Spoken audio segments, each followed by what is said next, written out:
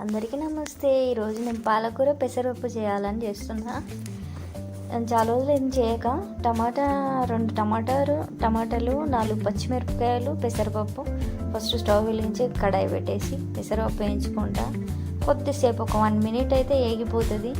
ఎక్కువసేపు కూడా వద్దు. తర్వాత నీళ్ళు పోసేసి ఒక గ్లాస్ కన్నా ఎక్కువ నీళ్ళు పోసినాం అనుకో ఉడికేదాకా. కొద్దిగా అయినాక 5 minutes అయినాక పచ్చిమిరపకాయలు వేసేసుకున్నాం, కట్ చేసేసుకొని. తర్వాత పాలకూర కట్ చేసి పక్క పెట్టేసుకున్న, టమాటా కూడా కట్ చేసిన. పాలకూర మొత్తము అంటే ఇది ఒక సగం ఉడకాలి. ఉడికినాక తర్వాత పసుపు వేసిన. పసుపు తర్వాత పాలకూర మొత్తం కడిగేసి నీళ్ళల్లో ఒక సగం పప్పు ఉడికినాక వేసేయాలి పాలకూర. అప్పుడు వేస్తే ఏమవుతుందంటే పప్పులు ఉండకుండా మెత్తగా ఉడుకుతుంది అన్నట్టు. సగం ఉడికినాక పాలకూర వేసుకోవాలి. వేసుకున్నాక కొద్దిగా సాల్ట్, ఉప్పు వేసేసుకున్న. తర్వాత టమాటా ఏంటంటే టమాటా వేసినప్పుడు ఉప్పు వేస్తే జల్దీ ఉడికిపోతుంది.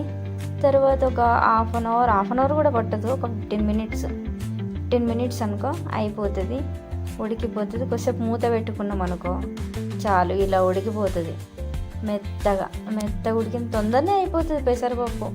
ఒక 15 minutes, ఒక 20 minutes పడుతుంది. నేను కడాయి పెట్టి నూనె పోసేసుకున్నా.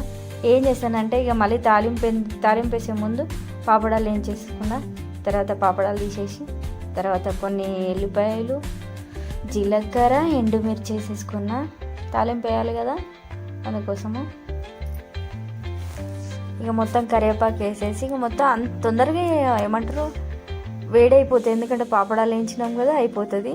ఇక పప్పు అందులో వేసుకొని తాలింపు వేసుకుంటే అయిపోయినట్టే. చాలా బాగుంటుంది పప్పు. మీరు కూడా ట్రై చేసి చూడండి, చాలా బాగుంటుంది. ప్లీజ్ నా ఛానల్ సబ్స్క్రైబ్, లైక్ చేయండి, షేర్ చేయండి. బాయ్.